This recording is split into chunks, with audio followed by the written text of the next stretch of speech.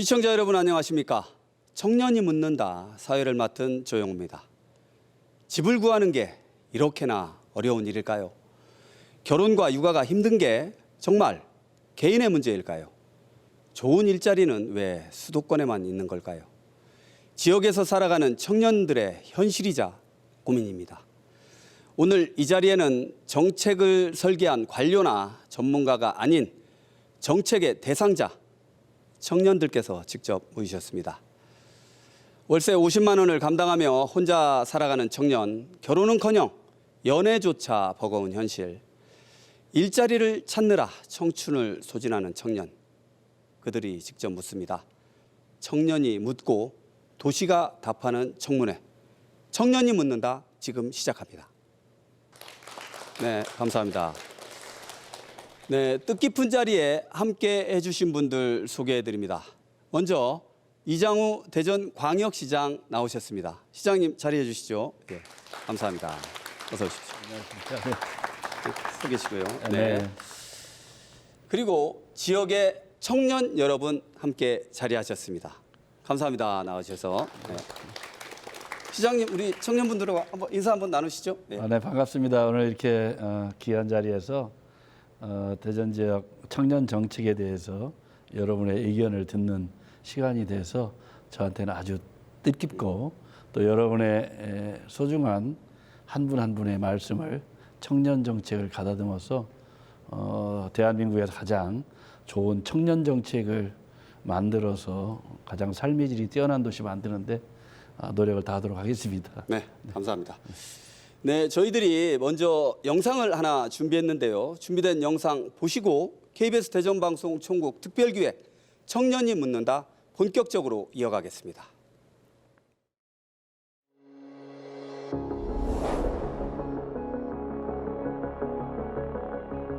그런 보직 사이트에 들어가서 채용 공고를 보거나 이러면은 너무 우울해지는 거예요. 취업이 힘들어져서 어느샌가 너무 지쳐버려가지고 좀 마음이 확 꺾였었어요.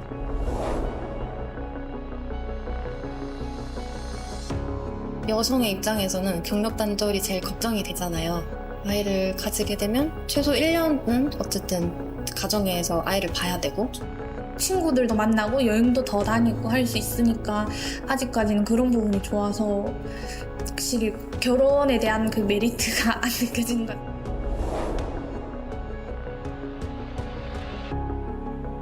살기만 하는 거죠. 숨만 쉬고 모을 수 있는 돈도 적어지고 하다 보니까 내 집을 가질 수 있을까? 좀 힘들 것 같아.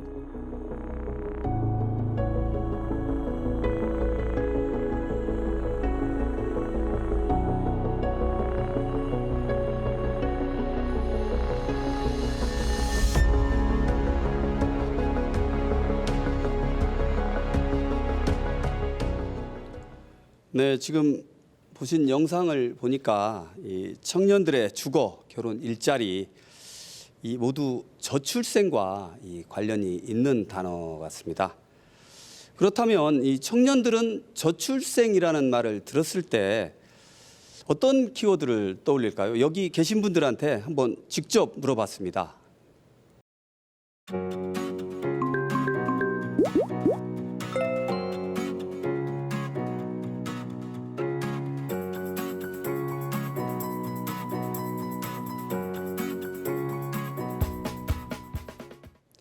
네, 시청자 여러분들께서는 어떤 단어가 가장 먼저 눈에 들어오셨을까요? 이 집값, 일자리, 육아 부담 같은 이 현실적인 문제에서부터 이 일과 가정의 균형, 워라밸이라고 하죠. 이런 키워드까지 청년들이 생각하는 저출생의 원인과 고민은 결국 삶의 기반과 깊이 연결된 문제인 것 같습니다. 이제 이 키워드를 중심으로 청년들의 질문을 직접 들어보는 시간 마련해 보겠습니다. 첫 번째 키워드 예상하셨겠죠. 바로 일자리입니다. 저희가 토론을 위해 사전에 질문을 좀 받아봤는데 이 가장 많은 질문, 가장 많은 비중을 차지했습니다. 바로 일자리 문제. 영상 먼저 다시 한번 보시겠습니다.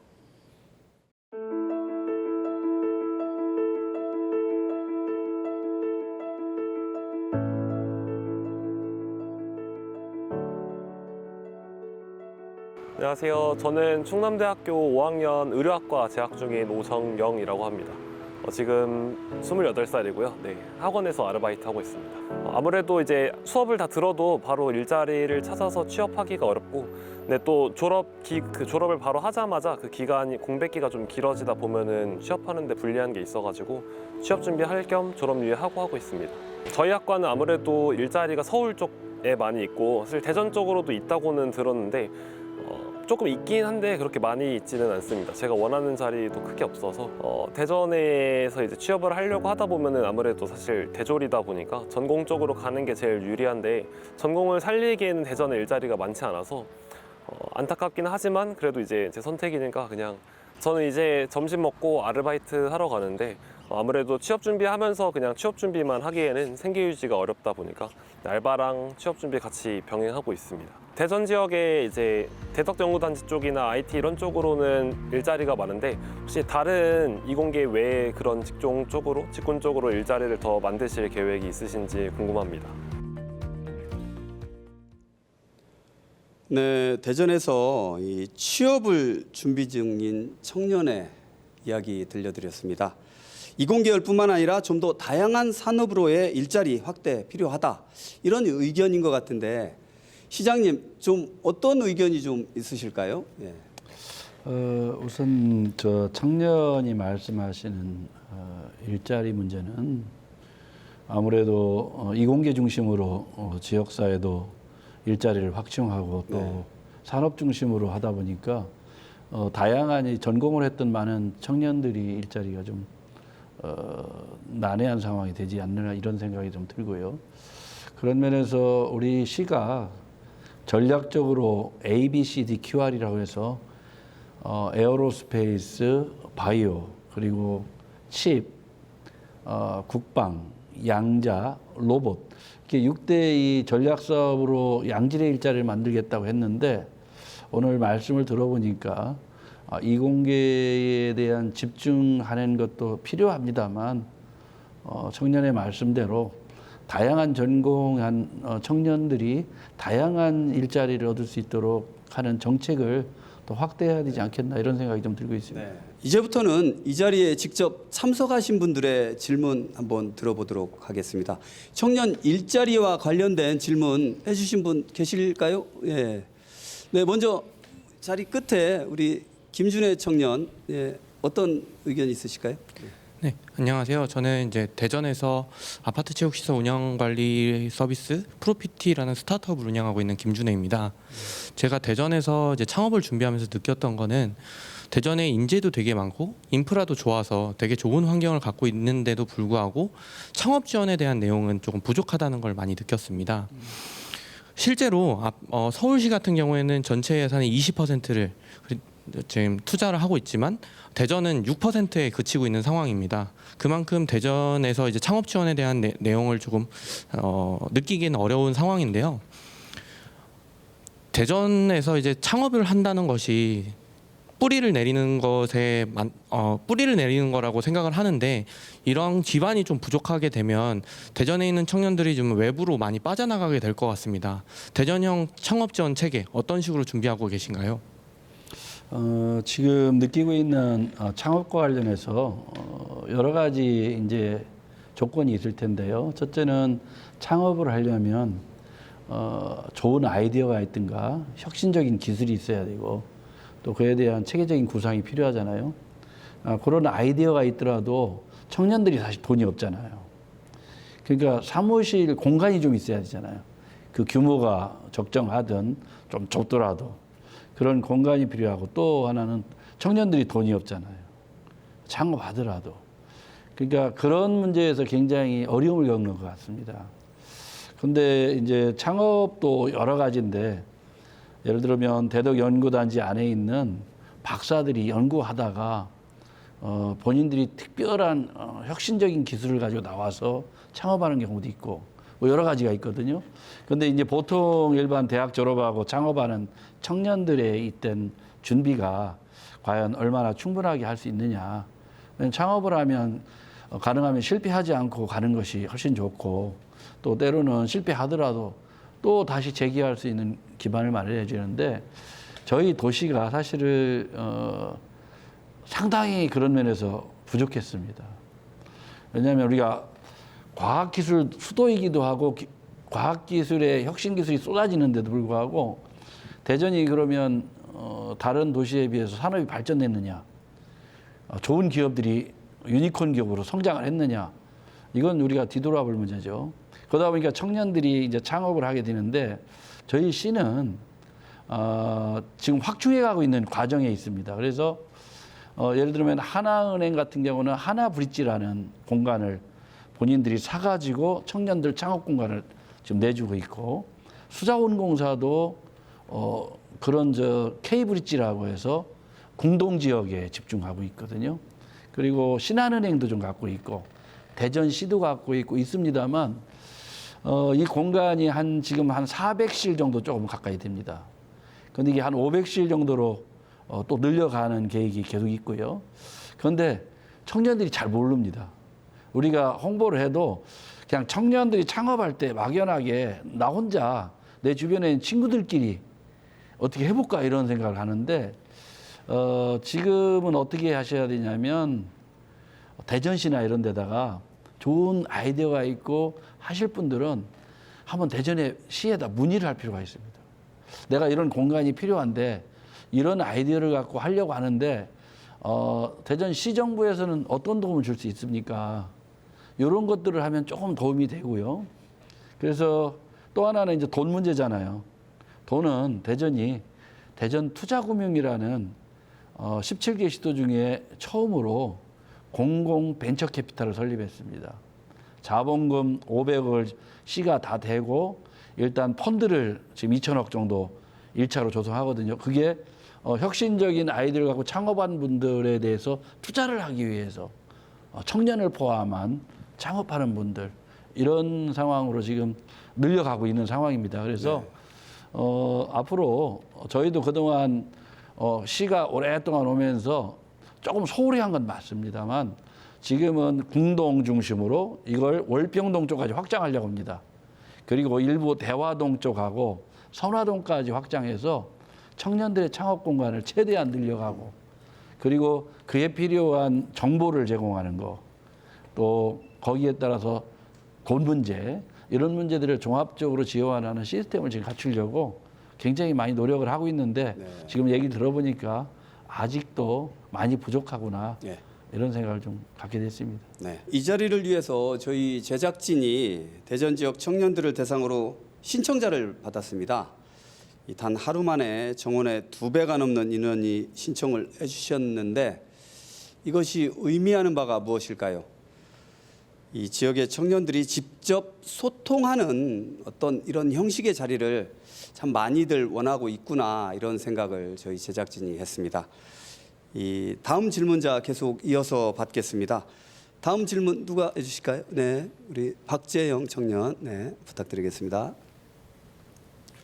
네, 안녕하세요 시장님. 저는 대전에서 초중고를 다 졸업을 했고 학부와 대학원을 서울서 다니게 되었고 첫 직장이 대전이었기 때문에 대전에 돌아온 프리랜서 강사이자 작가인 박재형이라고 합니다. 먼저 제가 여쭤보고 싶었던 부분은 대전은 이제 지역 내에 관할하는 대학교들, 특히 고등교육기관들이 굉장히 많은 도시 중에 하나인데요. 근데 대전에 정착하는 분들보다는 아무래도 대전을 떠나서 수도권이나 해외로 빠져나가고 있는 이제 인재들이 많다고 저는 인지하고 있는데요. 시장님께서는 대전 지역에 이런 고등교육을 받은 인재들이 정착하기 위해서 또 단기적인 정책보다는 중장기적으로 어떻게 대전이 더 살고 싶어지는 도시인지, 어떤 비전을 가지고 계시는지 그걸 여쭙고 싶었습니다. 감사합니다. 청년들이 살고 싶은 제1의 조건은 저는 양질의 일자리라고 보고요. 양질의 일자리를 얻어야 주택 문제나 결혼 문제, 또 미래에 대한 꿈을 꿀 수 있다고 생각합니다. 그런데 지금같이 예를 들어서 지역의 고급 인재들이 수도권으로, 서울로 좋은 직장을 찾아서 떠나는 일들이 굉장히 많아지고 있지 않습니까? 그런데 저희 시는 다행히 재작년부터 청년들 전출입 통계가 전입이 많아지고 있습니다. 작년 같은 경우는 청년 전입이 전출보다 한 700명 정도 많아졌거든요. 근데 조금 이제 바뀌어가고 있습니다. 바뀌어가고 있는데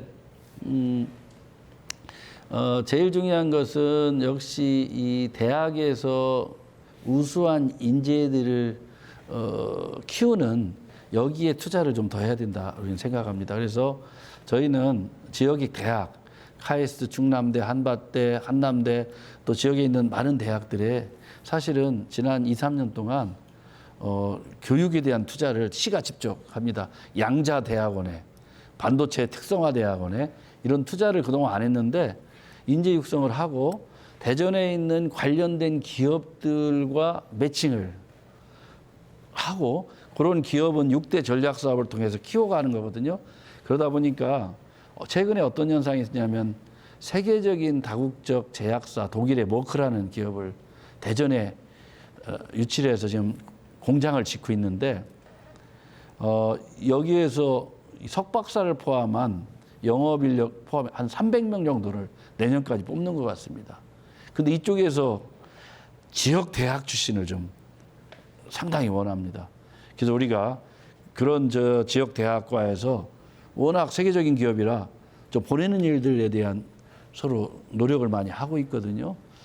그래서 그런 부분도 있고 또 하나는 이제 역시 이 지역에서 양질의 일자를 얻어도 이런 주거 문제가 저렴한 비용으로 양질의 주택을 얻어야 되고 또 결혼을 해야 되고 뭐 이런 과정이 있지 않습니까? 그래서 저희 시는 단기 처방으로는 안 된다.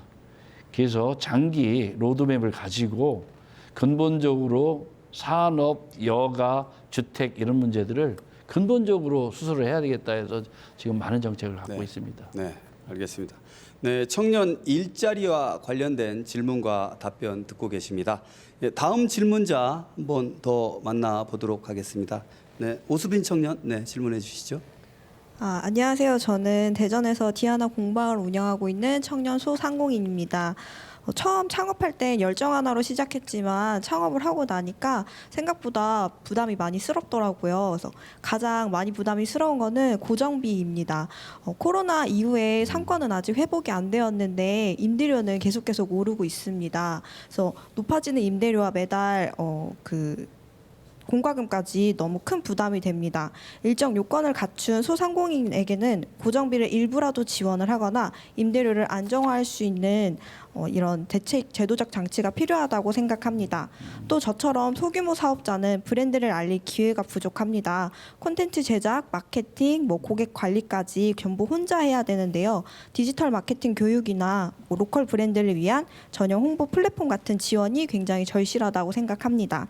또 마지막으로 굉장히 중요하다고 생각하는데 창업 초기는 다양한 정책이 있지만 6, 7년 정도가 지나고 나면은 지원이 뚝 끊깁니다.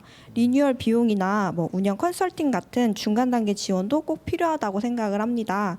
그래서 대전시는 이런 부분의 사각지대를 어떻게 생각하고 계시는지 정말 궁금합니다. 그러시군요. 참 요즘 어려움 많이 겪으실 것 같아요. 지금 대전에 청년 자영업 하시는 분들이 한 3만 명 가까이 되시거든요. 근데 그 중에 한 76% 가까이는 혼자 하시는 분들이에요. 이제 혼자 한다는 게 우선 아까 지금 말씀한 대로 임대료 부담, 그리고 인건비 부담, 세금 부담, 월세 부담, 전기세 부담 이게 복합적으로 이러잖아요. 그러다 보니까 사실상 남는 게 없는 거예요. 그러니까 청년들이 창업을 해서 같이 여러 사람이 해서 해야 되는데 그러기에는 초기에 위험도가 너무 큰 거죠. 그래서 저희 대전시가 사실 금년도 같은 경우는요, 소상공인들한테 이제 청년들이 1억 400만 원 미만의 1년에 매출을 올리는 청년들이 태반인 거예요. 그래서 저희가 사실 지난번 단기 처방으로 1억 400만 원 매출이 안 되는 업체들한테 50만 원씩 경영 지원금을 했는데 요거 가지고 근본적인 해결이 안 되잖아요. 그래서 우리가 또 전기세 같은 거 지원을 합니다. 하는데 그것도 안 돼요. 아무리 그걸 지원한다고 해서 청년이 장사가 안 되는데 일어날 수 있느냐. 사람을 뽑을 수도 없고 최저임금은 급격히 올라가지. 혼자 되게 어렵습니다. 그래서 어떤 청년들은 카페를 해야겠다, 커피를 바리스타 자격증도 따고 했는데 막상 해보니까 실시간도 없는 거예요. 아침에 와서 청소하고 뭐 하고 나중에 점심 먹을 시간도 없는 거예요. 그래서 너무 힘든 거예요, 자영업 하시는. 그래서 저희 시도 금년에 소상공인 예산을 1,082억 원을 편성했는데요. 저희는 간접 지원보다 직접 지원 쪽으로 선택을 했습니다. 그래서 17개 시도 중에는 저희 시가 제일 많습니다만 그래도 청년들한테 피부에 덜 닿는 거예요. 지금 아까 말씀드리는 뭐 소셜 미디어에 여러분이 예를 들어 창업 관련해서 선전할 수 있는 공간, 또 이런 판매 이런 것도 우리가 하고는 있습니다만 그런 예산을 무한정할 수는 없기 때문에 청년들은 더 많이 했으면 좋겠는데 우리도 이제 예산상 때문에 못 하고 있는데 그걸 해보니까요 굉장히 매출이 늘립니다. 회사들이 청년들이 최근에 우리가 그런 걸 지금 말씀하신 걸 지원해 보니까 급격히 회사가 좋아지는 회사들이 좀 있습니다. 그래서 지금 부분은 우리가 많이를 했습니다만 중간 과정까지 한번 우리가 설계를 해서 지금 그런 어려움이 있으시다고 하기 때문에 저희 정책에 추가 설계를 해서 그런 분들까지 좀 지원을 해야 하지 않겠느냐. 좀 이렇게 답을 드리는 게 맞는 것 같습니다. 네. 이 청년 일자리 문제에 대한 다양한 질문과 이 정책전 답변 들어보셨는데요. 이 일자리가 불안한데 결혼을 꿈꾸고 아이를 키우는 것은 더 힘든 일이겠죠. 경제적 기반이 흔들리면 결혼과 출산, 양육의 고민은 더 깊어질 수밖에 없습니다. 그 이야기로 자연스럽게 한번 넘어가 보겠습니다. 이제 두 번째 키워드, 청년의 결혼과 출산 이야기로 넘어가 보겠습니다.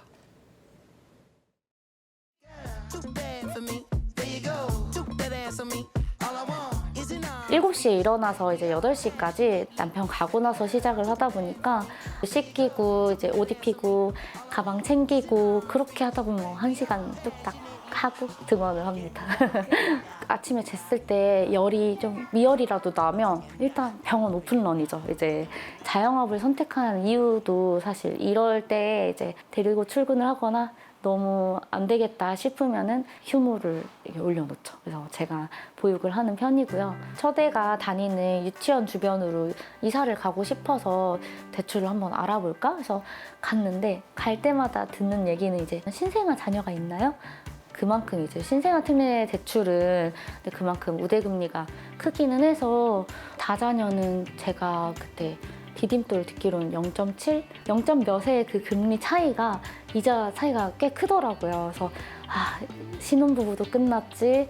근데 아이들 지원금 나오는 것도 이제는 둘째도 이제 거의 한두 달 후면 끝나거든요. 그래서 36개월이 지나고 나서는 사실 제가 체감한 게 그렇게 크지 않아요. 그래서 이제 애들이 조금 더 큰 아이들을 키우는 다자녀분들을 위해서 우대 금리나 뭐 다자녀를 위한 혜택이 조금 더 있으면 좋을 것 같아요. 네. 네, 영상을 보니까 이 출근 준비에 아이들 등원 준비까지 정말 아침이 숨 돌릴 틈이 없다. 저도 영상 촬영할 때 같이 동행을 했거든요. 정말 바쁘더라고요. 여러 가지 일을 준비하느라. 거기에다가 이제 그 생업까지 준비를 하니까 힘들 텐데 영상 속 주인공 한번 만나보겠습니다. 안녕하세요. 시장님께 어떤 질문 드릴 수 있을까요? 네, 안녕하세요. 두 자녀를 키우는 워킹맘 이서경입니다. 저는 이제 둘째가 36개월이 이제 돼가고 있는데요. 대전시에서는 이제 36개월 자녀 이유는 지원금이 많이 줄어듭니다. 이제 그런데 이제 맞벌이를 하다 보면 어린이집 외로도 학원 등 지출이 더 커지는 시기이기도 하는데요. 그리고 이제 저희 첫째 자녀는 내년에 초등학교 입학을 하는데요. 저희가 아이가 학교가 배정이 되면 조금 더 안정적인 환경에서 육아를 하려고 하다 보니 이제 전세나 매매로 내 집 마련이나 아니면 주거 공간을 이동하는 경우가 생기기 때문에 그 정착 저희 정작 그 시기에는 주거금융 지원이 전무한 상황입니다. 신혼부부나 영아기 자녀가 있는 세대에는 특별금리 지원이 있는데 주택 자금 지원을 받는 것도 아니고 이 시기를 위한 별도의 지원이 없는 걸로 알고 있습니다. 이제는 신혼기, 영아기 중심을 넘어 양육 부담이 큰 초등학교 전후 자녀들을 키우는 과정에도 혹시 주거 양육 지원이 확대가 필요하다고 생각합니다. 혹시 대전시는 그런 계획이 있으신지 궁금합니다. 대개 이제 아이들은 0세부터 3세까지 많이 지원하거든요. 좀 전에 아이들이 지금 유치원 다니십니까? 어린이집 유치원. 그래서 유치원하고 어린이집에 대한 부모 부담이 있어요. 그래서 어린이집 같은 경우는 한 18만 원 정도 우리가 보고 있어요. 한 아이를 어린이집에 보낼 때 부모가 부담하는 거. 그리고 유치원은 26만 원쯤을 우리가 하고 있는데 우리가 이걸 제로화하려고 해서 지금은 어디 정도 와 있냐면 한 유치원은 13만 원, 그리고 어린이집은 18만 원 중에 10만 원을 올해도 내년 후년 거치면서 부모 부담을 완전히 제로화하려고 합니다. 그래서 초등학교 입학할 때까지 부모가 아이들 유치원 보낼 때 제로화하는. 그리고 이제 초등학교 가서도 다자녀 같은 경우 우리가 지금 옛날에는 3명부터 지하철 같은 게 무료였는데 지금은 2자녀로 확대를 했습니다. 이제 그런 정책을 좀 더 확대해 가고 있거든요. 그래서 특히 이제 신혼부부 같은 경우나 아이들이 있는 다자녀 가구의 주택 분양 이 부분에서는 지금 특별 공급분을 확대를 확실하게 해가고 있습니다. 그래서 그거 꼭 필요하시면 저희 대전시에 한번 정식 문의를 해주시면 저희가 상세하게 안내해드려서 도움이 될 수 있도록 하겠습니다. 네, 알겠습니다. 이 출산과 육아, 결혼과 육아 이 선택하는 것이 이제 쉽지 않은 현실일 것 같습니다. 다음 질문자 한번 더 만나보도록 하겠습니다. 네, 장세한 청년, 말씀해 주시죠. 네, 안녕하세요. 저는 대전에서 자녀 1명 양육하고 있는 맞벌이 부부 청년 장세환이라고 합니다. 지금 곧 있으면 내년 초에 둘째 아이가 이제 출산이 되는데 첫째 아이를 육아를 하면서 이 맞벌이 부부로서 아이를 키우기가 굉장히 어렵구나 이런 걸 되게 절실하게 많이 느꼈고 그 기업 문화라든가 뭐 회사를 다니면서 와이프뿐만 아니라 저도 그 휴가를 아이가 아프다고 해서 등원이 안 되면 자유롭게 쓰는 문화가 아니다 보니까 굉장히 눈치를 많이 보게 되고 아이를 그러면서 둘째를 갖는 것도 굉장히 고민을 많이 했었습니다. 그래서 이런 부분들을 기업과 연계하여 뭐 기업의 그런 세금 같은 경우를 좀 면제해 준다든지 아니면 좀 감면을 해 준다든지 기업에게 이런 돌봄 휴가라든가 긴급으로 쓸 수 있는 그런 휴가들을 그 기업과 좀 연계하여 기업과 좀 친화적인 그런 제도를 대전시에서도 고민하고 계신지 여쭤보고 싶어서 질문드립니다. 네. 우리가 민간 기업에 강제할 수는 없고요. 단지 저희 대전시도 공무원들 있지 않습니까? 공무원이 거의 5천 명 가까이 되는데 여기에 젊은 청년들 지금 같은 경우 똑같거든요. 그래서 저희는 어떻게 했냐면 임신기가 있고 또 유아기가 있고 또 이런 것들이 있는데 임신했을 때 또 아이를 막 낳았을 때 좀 일찍 퇴근해야 되는 거예요. 조금 늦게 와야 되는 거. 아까 바쁘잖아요. 굉장히 바쁘다 했잖아요. 그래서 우리는 의무적으로 쓸 수 있게 했습니다. 그런데 이제 가장 큰 문제는 뭐냐면 본인이 그런 시간들을 쓰면 옆에 있는 동료들에게 피해를 줄까 봐 아니면 동료들이 좀 늦게 나오고 일찍 들어가고 하는 거에 대해서 눈총 같은 거 줄 수 있잖아요. 그런 문화를 없애자.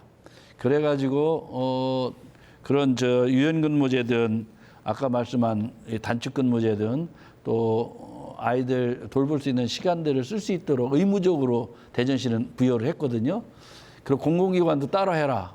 이에 대해서 했고 민간 기업들도 적극적으로 적용했으면 좋겠다 이렇게 하고 있는데 어떤 일이 있었냐면 최근에 대전시 새 쌍둥이를 낳은 분이 있어요. 공무원 중에. 근데 다행히 그 제도가 공무원들이 일찍 퇴근하게 해주고 좀 늦게 와도 더 배려해주고 일도 좀 나눠주고 해가지고 그 아이 낳고서 감사의 글을 올렸습니다. 직원들 덕분에, 동료들 덕분에 내가 마음 편하게 아이들 또 아이들 임신 때 또 이렇게 할 수 있도록 도와주셔서 너무 고맙다. 그래서 제가 저 맛있는 거 좀 쌌습니다. 그 동료들한테. 그러니까 우리가 우리 공공기관에서 먼저 선도를 하고 이것이 산하 공공기관한테 이거 적용했으면 좋겠다 하고 민간 기업들도 아이 유아나 보육할 때 마음 놓고 좀 쓸 수 있게 눈치 보면 안 되잖아요. 의무적으로 쓸 수 있게 해줬는 걸 눈치 봐야 되잖아요. 그런 문화를 개선하기 위한 대전시도 노력을 적극적으로 하고 있거든요. 그래서 많이 좀 변화고는 있다고 봅니다. 그런데 아직도 어려움이 있을 거로 봅니다. 네, 알겠습니다. 이 어떤 출산과 육아를 위한 다양한 이 정책적 제도가 이 공직사회, 공기업, 나가서 민간 기업까지 확대되는 그런 방안이 좀 마련되면 좋겠습니다. 방안은 있는데요. 네. 이 아까 말씀인 가장 문제는 눈치를 서로. 그러니까 제가 그걸 쓰면 동료 직원들이 네. 불편해한다든가 이런 거에 대한 부담이 있는 거예요. 네. 그런데 그런 부담이 안 될 수 있는 분위기를 직장 내에서 조성을 해줘야 된다. 네. 임신했을 때는 일찍 조금 할 수 있게 해줘야 되고 일도 좀 같이 덜어줘야 되고 이런 직장 분위기를 만드는데 우리가 네. 많은 노력을 해야 된다. 네. 이렇게 생각합니다. 네, 알겠습니다. 저희가 지금 준비한 질문이 많은데 다음 질문으로 이어가 보겠습니다. 다음 질문자 누가 계실까요? 네, 네, 배현수 청년, 네, 질문해 주시죠. 네. 안녕하세요. 저는 대전에서 거주하고 있는 대학생 배현수라고 합니다. 요즘 청년들을 보면은 아이를 낳는다는 게 단순한 선택이 아니라 좀 많은 것을 포기해야만 가능한 결심처럼 느껴지는 경우가 많은 것 같습니다. 맞벌이를 하는 이제 가정의 경우에는 또 육아도 해야 되고 생계를 책임져야 되는 부분이 있기 때문에 이게 좀 현실적인 벽으로 다가오는 것 같고요. 또 그렇다고 누군가 하나 일을 그만두고 육아에만 전념하는 건 좀 경제적인 부담으로 다가와서 매우 힘든 상황인 것 같습니다. 이런 상황에서 어쩔 수 없이 육아휴직이나 아까 말씀하셨던 출산휴가 같은 제도를 사용하게 되는데 사실상 아까 말씀하신 것과 같이 좀 많이 눈치를 보게 되고 부담으로 다가오는 것이 사실인 것 같습니다. 이런 상황에서 앞으로 청년들이 부담 없이 아이를 낳고 육아를 하기 위해서는 이런 기업의 문화가 좀 발전을 해야 된다라고 생각을 하는데요. 이런 방향을 바탕으로 대전시가 기업 문화 개선을 유도하기 위해서 만들어 놓은 정책이 무엇이 있는지 또 앞으로 지자체가 어떤 역할을 수행해야 한다고 보시는지가 궁금합니다. 올해 대전시는요. 임신기 아까 말씀한 유아기 유연근무제를 전 부서에 적용을 하고 있거든요. 그리고 초등자녀 유아 시간을 의무적으로 쓸 수 있도록 했습니다. 그러니까 초등학교 어린 학생들이 있는 부모들은 의무적으로 아이들 육아 시간을 쓸 수 있도록 그건 그냥 써도 되고 안 써도 아니고 의무적으로 써라. 그러다 보니까 이제 어떤 현상이 발생하냐면요. 육아휴직을 요즘 많이 쓰게 됩니다. 많이 쓰고 있어요. 이제 공공기관은. 그런데 문제는 이제 어디서 문제가 생기냐면 육아휴직을 많이 편하게 쓰다 보니까 결혼이 많은 거예요. 그러니까 한 부서에서 한두 명씩 다 결혼이 있는 거예요. 그 직원이 있어야 그 본래 전체적인 업무가 조정돼서 됐는데 한 직원이 이제 육아휴직 들어갔잖아요. 근데 한 명만 가면 되는데 두 명도 가고 세 명도 가고 그러니까 남아있는 분들이 큰 부담이 오잖아요. 부담이 와서 저희 시도 이 문제를 어떻게 해결해 줄 거냐. 그렇다고 직원을 신규로 또 뽑을 수는 없잖아요. 그래서 대체 인력을 과연 어떻게 할 거냐. 업무를 어떻게 나눌 거냐. 그건 고민을 우리가 해야 되고 그렇다고 해서 아무리 빈다고 해서 그런 의무적으로 사용할 수 있는 걸 눈치를 봐서는 절대 안 된다. 그런 분위기를 만들어서는 아까 말씀드린 유아나 아이들 낳고 이런 거에 대해서 누가 낳겠냐 이런 거죠. 그런데 그런 분위기가 개선돼 가고 있는 상황이라고 보시면 돼요. 그래서 대전시가 지금 아이들 출산율이 0.79쯤 돼서 아주 높아졌습니다. 혼인율은 17개 시도 중에 올해 1위예요. 1위. 혼인 증가율도 1위고. 그래서 대전시가 요즘 획기적으로 좋아지고 있는 데다가 청년들 결혼하면 결혼 장려금 500만 원 드리는 거 있거든요. 그래서 그런지 작년에 재작년보다 2,500상 이상이 더했습니다. 그래서 좋은 분위기로 가고 있는데 이런 좋은 분위기에서 만족해서는 안 되고 지금 말씀하시는 그런 부분을 더 강화해야 될 것 같다는 생각을 많이 하고 저희 공공부문부터 공직사회부터 먼저 해야 이게 공공기관, 민간기업까지 박업을 가는 것 같아요. 그래서 저희도 더 민간기업까지 이런 게 확산될 수 있도록 저희도 열심히 더 정책을 가다듬고 홍보하도록 하겠습니다. 네, 한번 기대해 보도록 하겠습니다. 이 지역에서의 청년 결혼, 출산, 육아 질문 이어가고 있는데요. 계속해서 질문 받겠습니다. 준비되신 분, 네, 노형복 청년, 네, 말씀해 주시죠. 네, 안녕하세요. 저는 대전에서 새 자녀를 키우고 있는 노형복입니다. 예. 넷째까지 계획을 했었는데 이제 맞벌이와 이제 양가의 도움을 받을 수 없는 상황 때문에 포기하게 되었고요. 절대적으로 저희가 시간과 여유가 부족하다고 생각을 합니다. 그래서 이제 저희가 이제 작년에만 해도 거의 세 자녀가 한 80회 정도 이제 그 소아과를 다녀왔고요. 이제 저희가 뭐 일반적으로 수족구라던가 이런 유행병들, 근데 되게 눈치가 많이 보이고 번갈아 가면서 휴가 쓰는 것도 상당히 힘들더라고요. 그래서 이제 아까 말했던 제도적으로 그게 문화적으로도 이제 앞으로 필요하신 부분이지만 이제 제도적으로도 저희가 이거를 뭐 휴가가 가면 나머지 팀원들이 그걸 배려할 수 있는 뭐 금전적인 약간의 보상이라던가 뭐 이거를 좀 있으면은 좀 더 좋지 않을까 그런 생각도 들었고요. 저희가 이제 사실상 이제 아이를 키우는데 이제 뭐 자녀 병가제라던가 예를 들어서 뭐 영유아부 유형 근무제, 공공의 돌봄 인프라 확대 등이 꼭 필요하다고 생각을 하는 부분이고요. 아이가 키우기 좋은 도시, 인류 도시 대전을 만들기 위해서 시장님이 준비하고 계시는 좀 다른 계획들 같은 거를 좀 듣고 싶습니다. 지금같이 아이 셋이면 진짜 어려움이 많으시겠습니다. 많을 것 같아요. 그럼에도 불구하고 우리 아이들 낳아서 아이들 잘 키울 수 있는 여건 조성은 우리 국가 전체가 가야 될 길이라고 생각하는데요. 저희 시는 우선 공보육 시설에 대한 투자를 많이 하고 있습니다. 그래서 공보육 시설을 한 300여 개 운영을 하고 있거든요.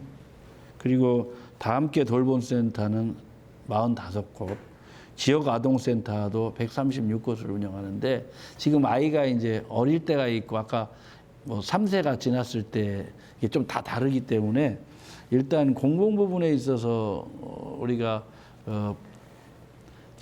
아이들 보육시설에 보낼 때, 뭐 유치원에 보낼 때 이런 것들에 대한 이 공공성 강화에 되게 투자를 많이 하고 있고요. 또 아이들을 제대로 보냈을 때 그 선생님들이 잘 돌봐줘야 되잖아요. 선생님들에 대한 처우 개선도 저희가 급격히 높여가고 있습니다. 그래서 대전이 아마 그래도 부족하실 거예요. 대전이 전국 17개 시 중에 보육시설이 제일 많습니다. 제일 많고요. 또 보육에 대한 투자도 대전이 제일 큽니다. 17개 시도 중에. 그럼에도 불구하고 피부에 잘 안 닿았잖아요.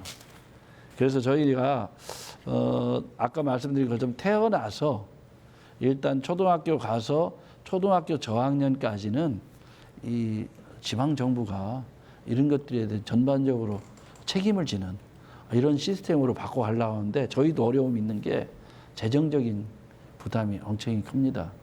그래도 대전시는 최우선을 보육에 두고 있습니다. 그래서 보육에 대한 투자를 다른 도시보다는 급격히 늘려왔고요. 또 그것들이 좋은 평가를 받고 있습니다만 그럼에도 불구하고 너무 부족한 거예요. 다른 도시보다는 좋음에도 불구하고 피부로 느끼는 건 부족한 거죠. 그래서 이 보육 문제는 세부적인 항목보다는 전체적인 보육에 대한 의지와 투자를 집중적으로 키워가는 게 저희가 해야 될 일이라고 보고 있습니다.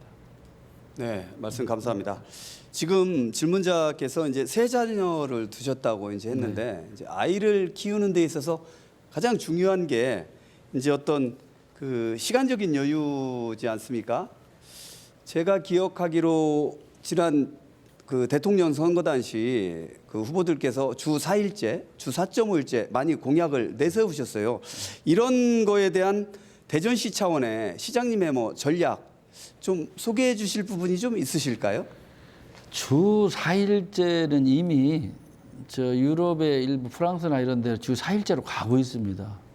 가는데 이제 우리의 여건에서 과연 기업이 버틸 수 있느냐. 4일 일하고 월급을 주고 노동 생산성을 따라갈 수 있느냐. 이런 고민이 좀 있는 것 같아요. 네. 그런데 결국 주 4일제든 아니면 금요일 오전 정도 일하고 하면 훨씬 더 아마 육아나 가정의 젊은 청년들에게 도움이 될 것 같아요. 그래서 그 문제는 주 4.5일제나 4일제는 대전시가 주도할 수 있는 입장이 못 됩니다. 네. 이건 중앙정부의 고용 문제나 노동 문제와 연결돼 있기 때문에 국가 정책으로 가다듬어야 되고 이런 부분에 대해서 저는 중앙정부가 집중적인 예산 지원을 해야 된다. 네. 그러면 앞으로 4일제든 4.5일제 정도는 갈 수 있지 않을까 저는 그렇게 생각하고 있습니다. 네, 말씀 감사합니다. 이 결혼과 출산 분야에 대한 마지막 질문자 만나보겠습니다. 어디 계실까요? 네, 최재린 청년. 네, 질문 좀 부탁드리겠습니다. 어려운 질문이시죠. 네. 네, 안녕하세요. 유성구에 살고 있는 최재린입니다. 매년 결혼과 출산을 장려하는 다양한 정책들이 나오고 있는데요. 대부분은 일시적이고 간헐적인 지원에 그치는 경우가 많다고 보입니다. 저는 현실적으로 이러한 정책들이 과연 결혼과 출산을 단념한 이런 우리 청년들의 마음을 바꾸는데 얼마나 효과적일지 의문이 드는데요. 특히 일시적인 현금성 지원의 경우에는 체감도 상당히 낮고 장기적인 인생 설계에 있어서 실질적인 도움이 된다라는 인식은 많지 않은 것 같습니다. 일부에서는 세금 낭비가 아니냐는 비판도 있고요. 그래서 이런 점을 고려해서 정책 방향을 다시금 고민해 봐야 하지 않을까 생각을 하는데요. 시장님께서는 이런 현금성 지원에 대한 비판에 대해 어떻게 생각하시는지 궁금하고요. 또 단순한 수당 지급이 아니라 우리 청년들이 실제로 결혼과 출산을 선택할 수 있는 그런 어떤 구조적 기반을 강화할 수 있는 장기적인 플랜을 가지고 계신지도 궁금합니다. 네. 저는 이 현금성 지원에 대해서 좀 부정적인 사람입니다. 사실.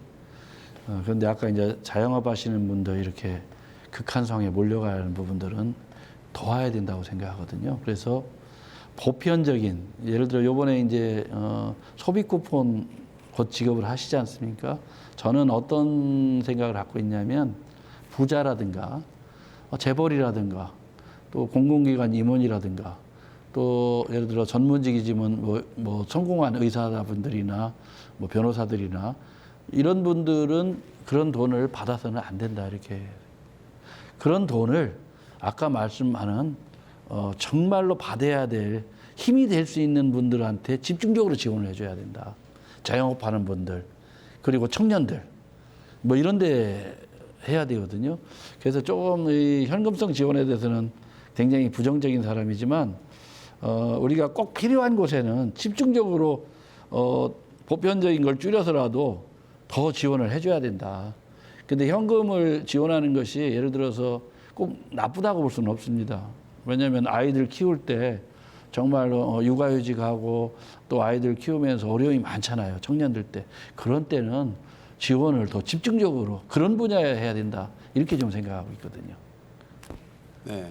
이 선택적 복지냐, 보편적 복지냐 이런 논란은 계속 장단점은 있어요. 않습니까? 그래서 어떤 것이 옳다 이렇게 보지 하지만 저 개인적으로는 정말 힘이 필요한 분들에게 지원이 돼야 된다.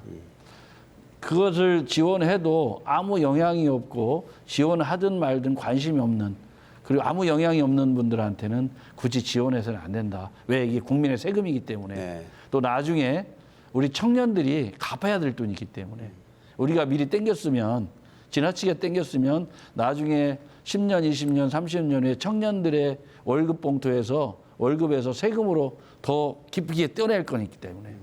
그러면 나중에 우리는 지금 쓸 수 있지만 청년들은 되게 힘들어할 거라고. 네. 알겠습니다. 이 결혼과 육아를 선택하는 것이 쉽지 않은 현실에서 청년들의 고민은 점점 더 깊어지는 것 같습니다.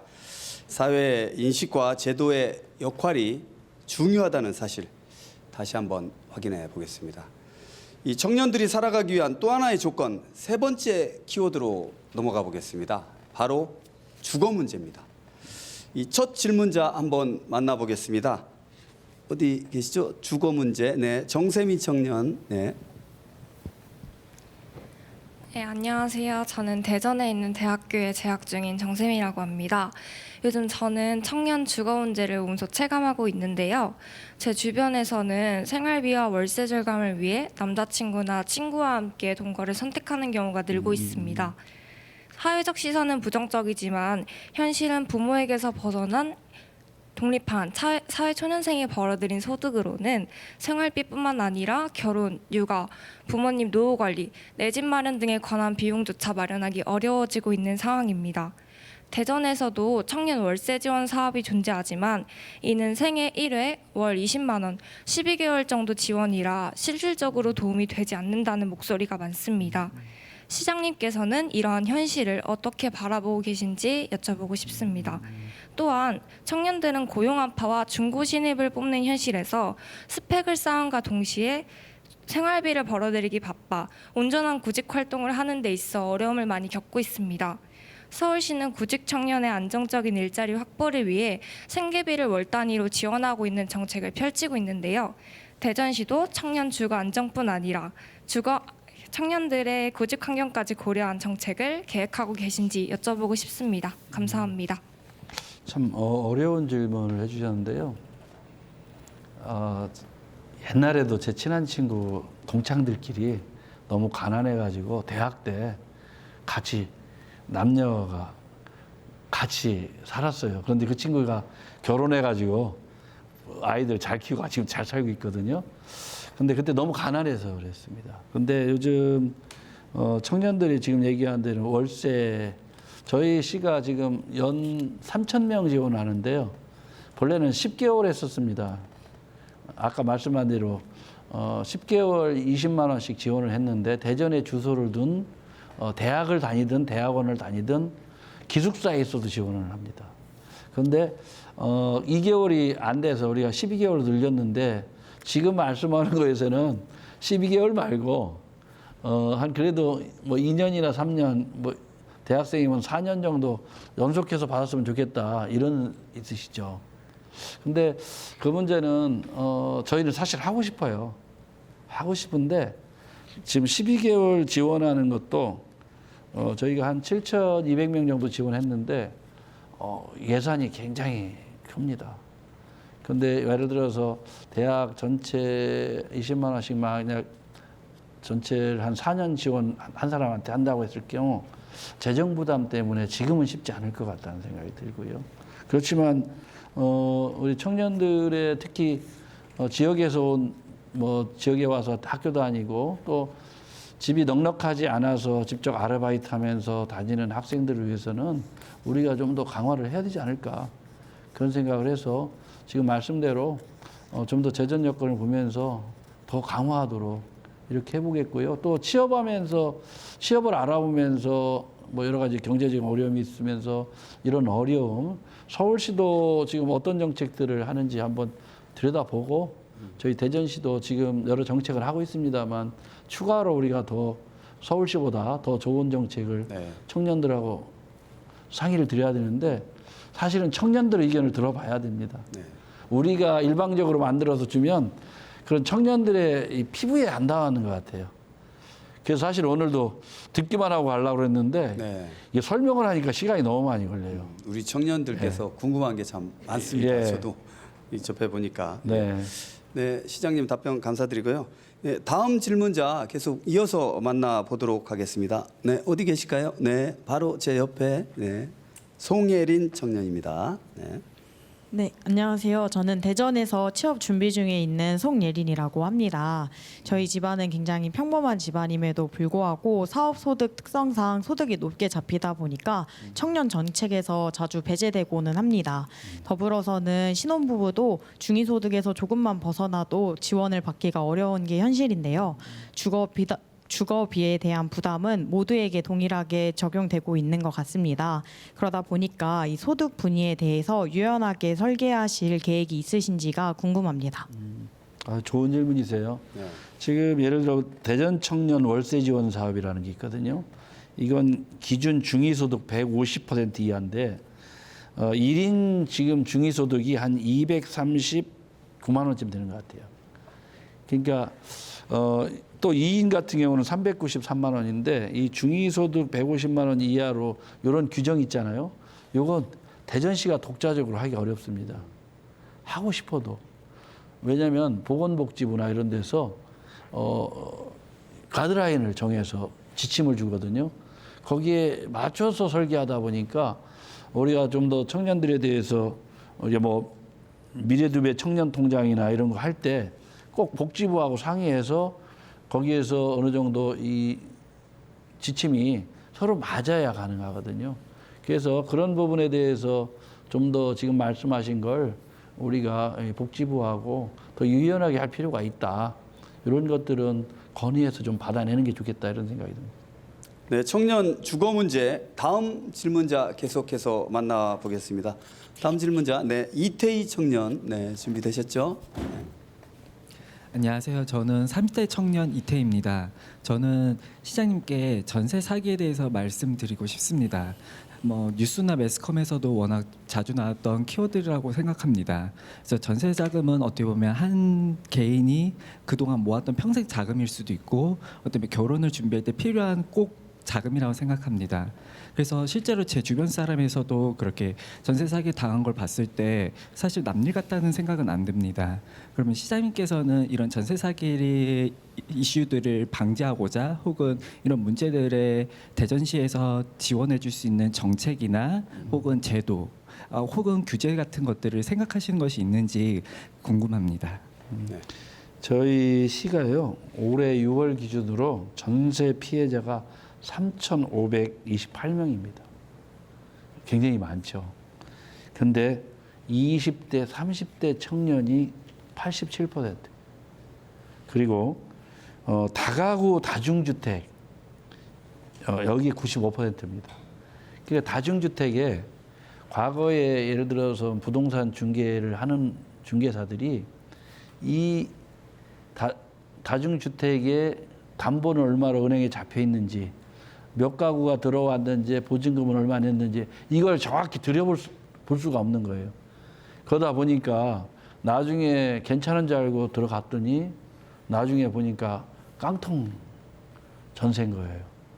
그런데 집값이 폭락하면서 그게 더 급격히 이런 일이 많아졌거든요. 그래서 이건 근본적으로 중앙정부가 부동산 중개사분들이 확실하게 들여다보고 그 정보를 청년들에게 제공할 수 있도록 지금 법령을 개정하는 거고요. 그리고 저희는 시가 이제 그런 근본적인 문제는 할 수 없기 때문에 법령과 관련돼 있기 때문에 저희는 주거 안정비하고 이사비를 2,200명한테 18억을 제공을 했습니다. 저희 시가 독자적으로. 그리고 LH하고 한국토지주택공사하고 해서 피해 주택을 매입하는 정책. 그러니까 피해 주택을 직접 매입해서 피해를 입은 청년들이 살 수 있도록 이렇게 조치하는 문제. 그건 시세의 30에서 50% 내로 공급을 하게 됩니다. 그리고 최장 20년까지 거기서 살 수 있도록 하는 거고요. 그래서 또 전세보증금 보증보험 보증료를 40만 원 지원하게 되고요. 또 상세 주소 등록제를 해가지고 예방책을 지금 강화하고 있는데 요 전세 사기가 최근 계약한 분들이 아니고 한 3년, 4년 전, 2년 전에 했던 분들이 피해를 왕창 입은 거예요. 그러니까 그 제도적인 허점, 그다음 부동산 문제가 이게 결합되면서 부동산 폭등 또 폭락에 하면서 특히 가장 그냥 믿고 그냥 계약했던 특히 청년들의 가장 큰 배가 있었습니다. 너무 안타까운 일이 많았고요. 정말 저한테도 와서 굉장히 정말 눈물을 흘리면서 지난 몇 년 동안 우리 부부가 모은 돈 다 잃었습니다. 그래서 하여튼 저희 시도 그런 분들의 주거 안정이나 또 아이들이 있는 분들이 있어요. 그런 분들을 위해서 최선을 다했고 요즘은 조금 상황이 좀 좋아지고 있습니다. 그래서 앞으로도 전세 피해자는 전에 과거에 계획했던 분들이 또 나올 수 있기 때문에 저희 시가 아까 주거 안정금이나 또 이사비 또 아까 여러 가지 대체 주택을 공급해 주는 문제들은 저희가 더 확대하려고 하고 있습니다. 네, 이 전세 사기 문제, 청년들의 월세 지원 사업 등 대전 지역 청년들의 주거에 관한 질문 듣고 있습니다. 다음 질문자 만나보겠습니다. 네, 신은비 청년 말씀해 주시죠. 네, 안녕하세요. 저는 대전 쪽으로 일자리를 갖게 되면서 정착하게 된 신은비라고 합니다. 살다 보니까 이게 청년들이 안정적으로 그 주거를 확보해야 뭐 연애든 결혼이든 육아든 할 수 있을 거라고 좀 생각이 되는데요.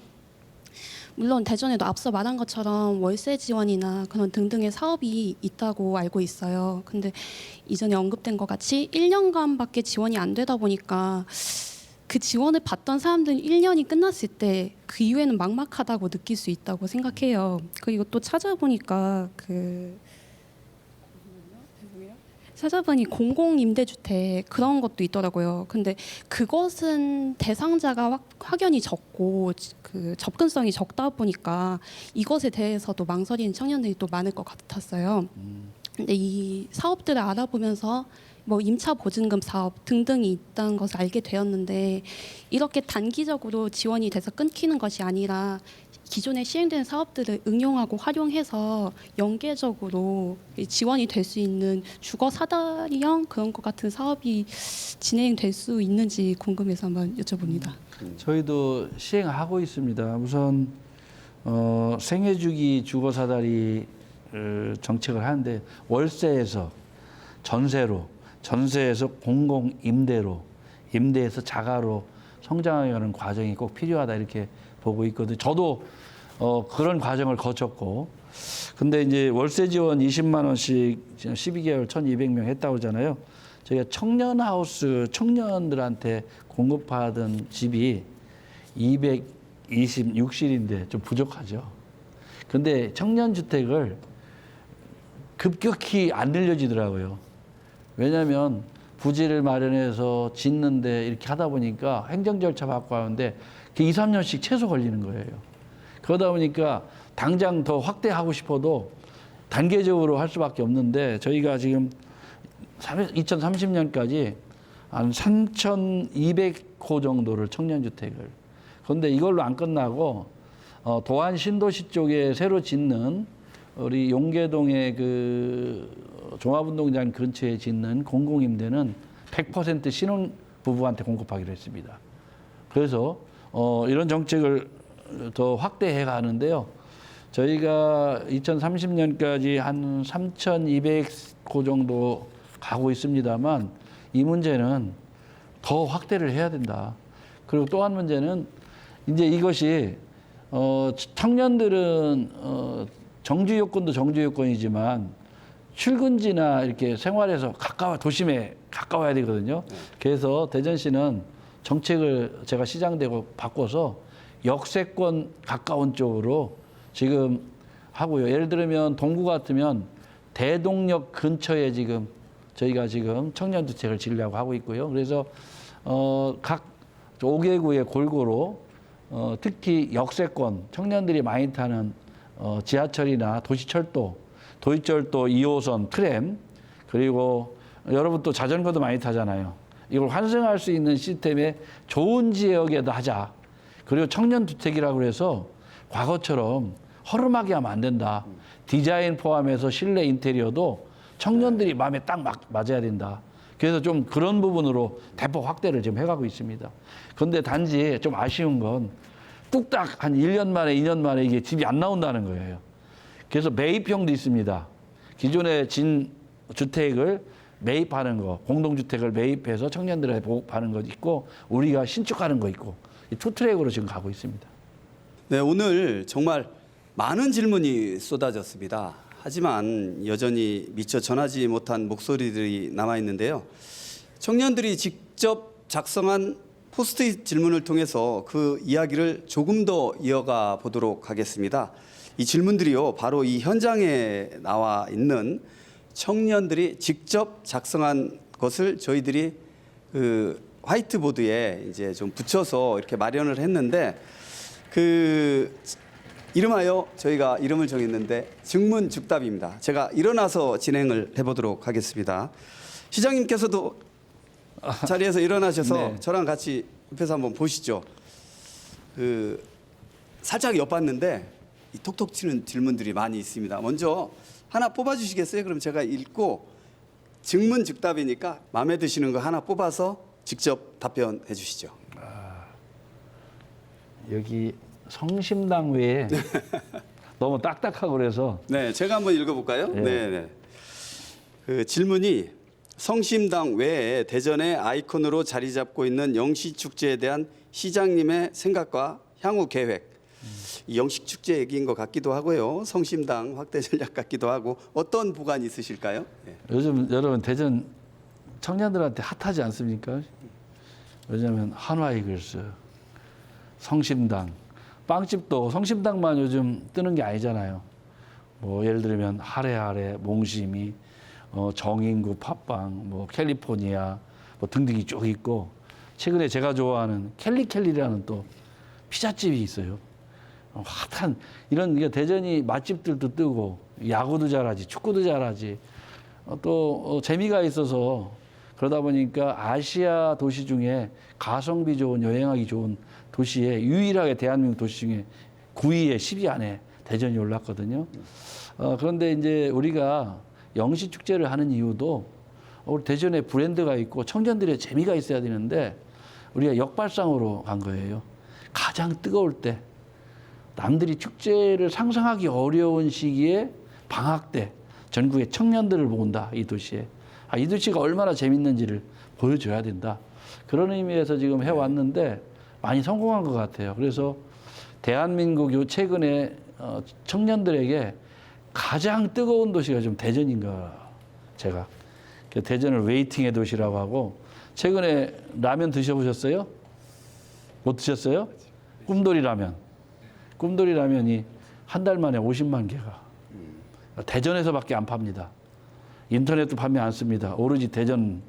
그래서 저희가 꿈씨 패밀리도 지금 확장해 가고 있고요.